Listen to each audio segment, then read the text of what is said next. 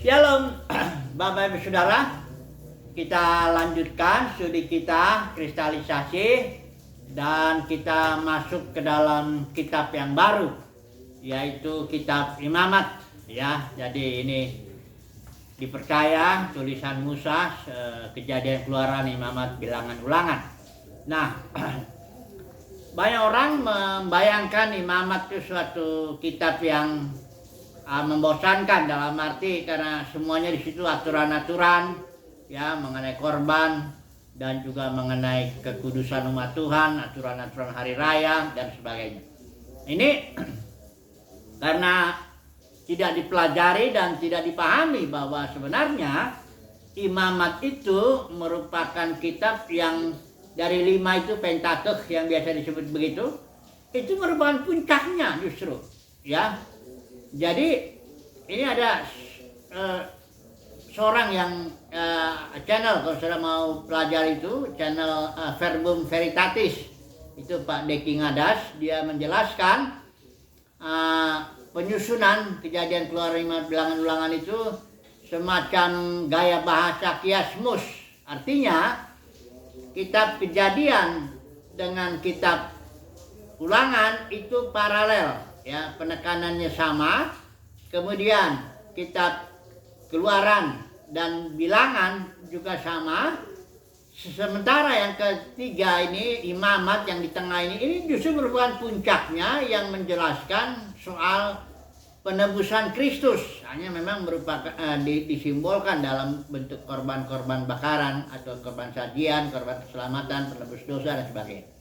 Nah, jadi kalau saudara mau belajar itu bagus itu judul channel itu temanya judulnya, videonya ada Leviticus ya, ada 4 video itu kayaknya. Nah, jadi hari ini kita akan belajar Imamat ya.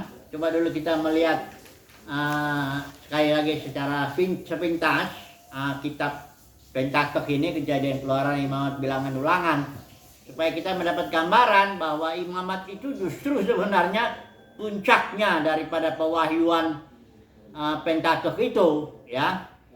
Kalau Kejadian misalnya, ini kalau dalam kitab bahasa Ibrani biasanya kata pertama dari setiap kitab itu merupakan judulnya kitab itu.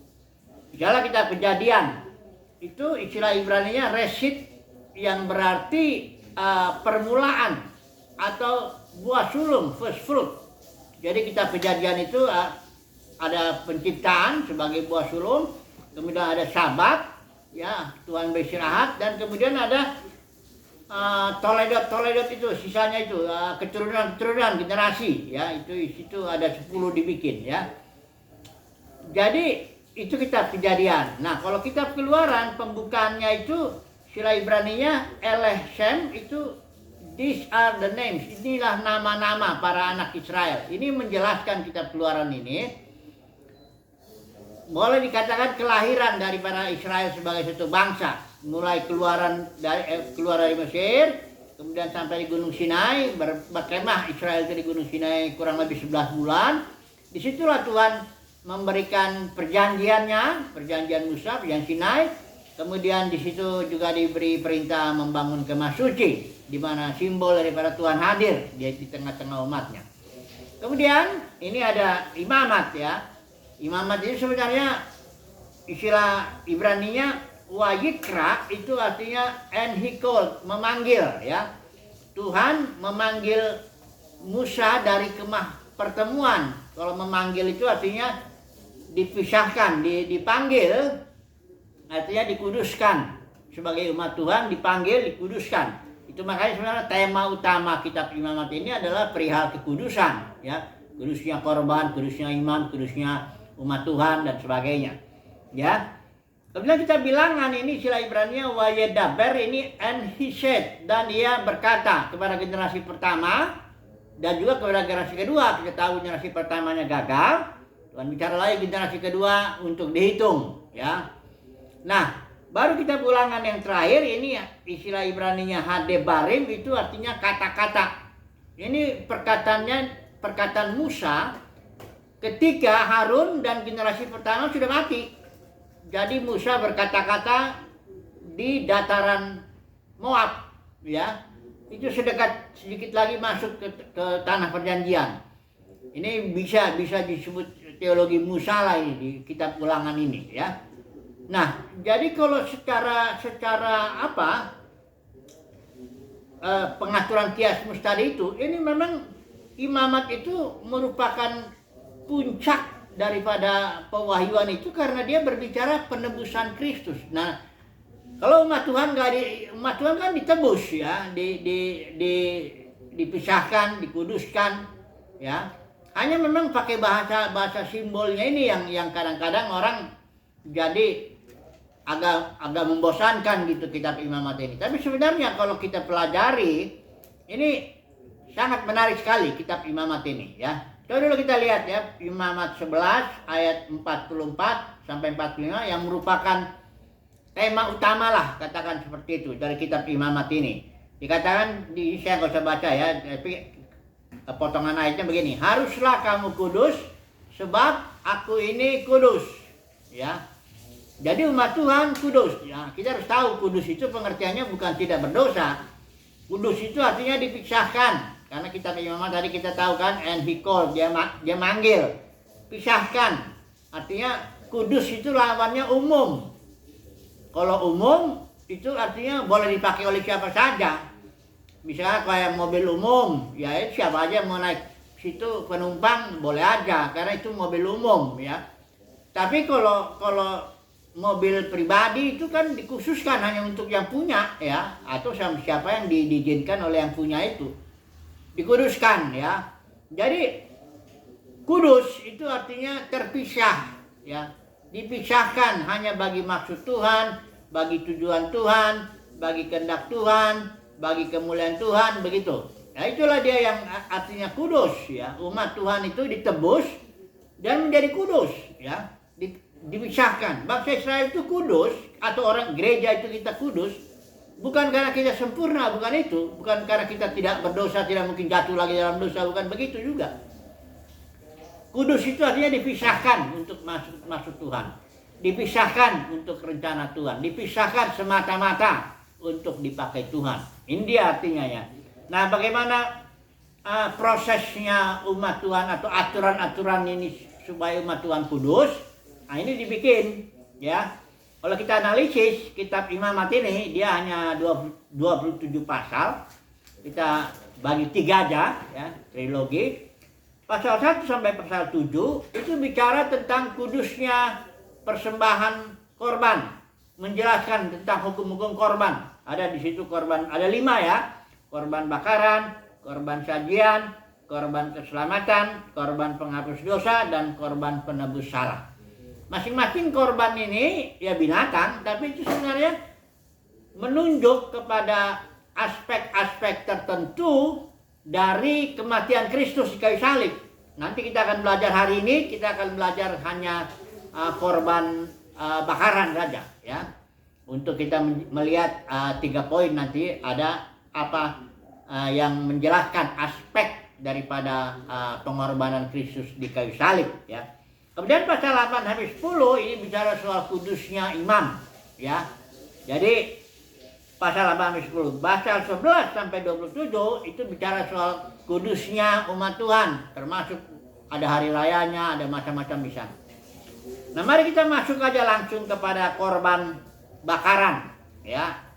Ini ada di pasal 1 sampai pasal 1 ya seluruhnya, ya. Tapi kita akan baca hanya 2 ayat aja. Karena kita akan menjelaskan hanya 3 poin lah mengenai korban bakaran yang menunjuk kepada aspek tertentu daripada korban Kristus di kayu salib. Nah, mari kita baca aja pasal 1 ayat yang ketiga, ya.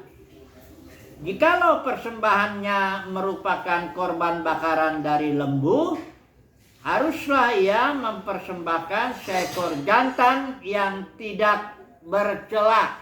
Jadi kalau korban bakaran, kalau seseorang ingin mengadakan pendamaian karena dosanya, haruslah seekor lembu jantan, ya, dan tidak bercela. Kalau dalam beberapa korban tertentu masih diizinkan betina, tapi khusus untuk korban bakaran itu harus jantan, ya, dan tidak bercela. Nah, ini menunjuk kepada Kristus, ya, Yesus Kristus yang tentu ya pria dan tidak bercela.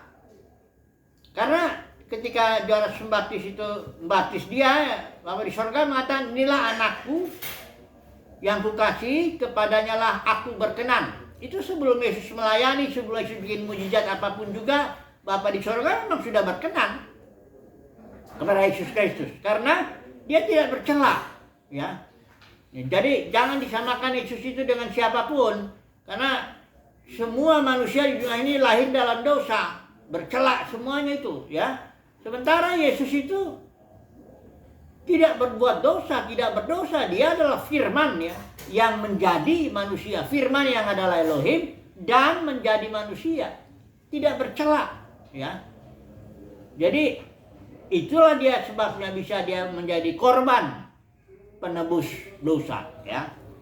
Ini yang pertama, ya, bahwa dia tidak bercela, ya. Itu poinnya yang harus kita ini. Jadi keselamatan tidak ada kecuali darah harus ditumpahkan. Itu, dan darahnya harus darah yang tidak bercela, ya.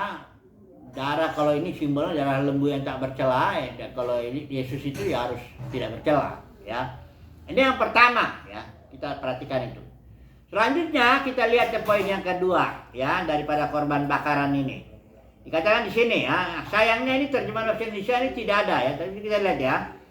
Dikatakan di sini, ia harus membawanya ke pintu kemah pertemuan supaya Tuhan berkenan akan dia. Sebenarnya ini kalimat ada istilah Ibrani, ratson, yang artinya membawa secara voluntary, artinya dengan kerelaan, atau beberapa terjemahan bahasa Inggris mengatakan of his own free will, artinya dengan kerelaannya, dengan kehendak bebasnya dia membawa itu korban itu ke depan pintu kemah pertemuan supaya Tuhan berkenan kepadanya. Nah, ini harus kita garis bawah ini, sukarela atau willing, ya. Jadi ini berbicara soal Yesus yang di kayu salib, menjalani korban penebusan di kayu salib, itu dia lakukan dengan sukarela, ya. Saya mau jelasin ini coba di taman ini. Jadi bukan berarti Yesus terpaksa dia karena dikejar, ditangkap dan akhirnya terpaksa disalibkan atau ada alasan apapun juga. Enggak, itu Yesus itu dengan sukarela, ya, dia memilih untuk menjalani penyaliban itu.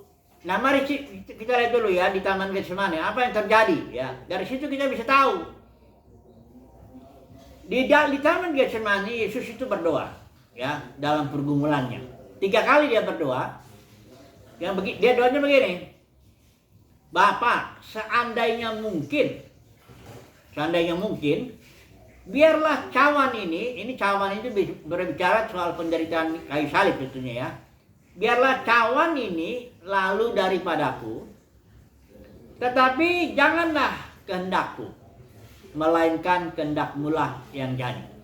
Jadi seolah-olah di Taman Getsemani ini ada 2 hal yang sedang menjadi pergumulan bagi Yesus. Yang pertama, cawan penderitaan. Secara manusia tentu siapapun tidak mau menderita, termasuk Yesus. Yesus juga nggak mau menderita, ya. Jadi dia bertanya dulu, tapi, ya, seandainya mungkin, biarlah cawan ini lalu daripada aku nggak perlu meminum cawan ini, cawan penderitaan ini. Tapi Yesus bilang, jangan kehendakku. Kalau kehendakku jelas memang maunya secara manusia memang ya mengelak, ya, dari cawan ini. Tapi jangan kehendakku, tapi kehendak-Mu Bapa. Kenapa Yesus itu memilih kehendak Bapa? Karena di kitab Ibrani dinubuatkan itu Yesus itu sangat senang dengan kehendak Bapa. I delight to do thy will. Aku suka melakukan kehendak-Mu. Jadi Taman Getsemani itu antara cawan penderitaan dan kehendak Bapa ini sedang didoakan Yesus. Belum ada jawaban. Yesus itu doa lagi yang kedua. sama, masih dalam pergumulan yang sama. Belum juga ada jawaban. Maka ketika doa yang ketiga, Bapa di sorga menyatukan ini, bahwa kehendak Bapa adalah Yesus meminum cawan penderitaan itu. Ini sesuai dengan Yesaya 53 yang menjelaskan di situ bahwa ia berkehendak meremukkan dia dengan kesakitan sebagai korban penebus salah. Jadi ketika Yesus memahami jelas bahwa cawan ini, penderitaan ini adalah kehendak Bapa, maka dia memilih. Bukan dia nggak memilih penderitaan, bukan. Dia memilih kehendak Bapa. Makanya ketika itu dia mau disalib, ya, Petrus coba-coba mau bela dia, Yesus bilang, masakan cawan yang diberikan Bapakku tidak aku minum. Jadi yang diberikan Bapa, jadi Yesus itu menjalani kayu salib adalah karena dia menjalani, dalam rangka dia menjalani kehendak Bapa, karena dia mencintai Bapa. Dalam Injil Yohanes di percakapan terakhir dia bilang, supaya dunia tahu bahwa aku mengasihi Bapa. Ya, jadi dengan sukarela Yesus memilih kayu salib bukan karena dia senang menderita, tapi karena dia tahu bahwa kayu salib itulah kehendak Bapa baginya.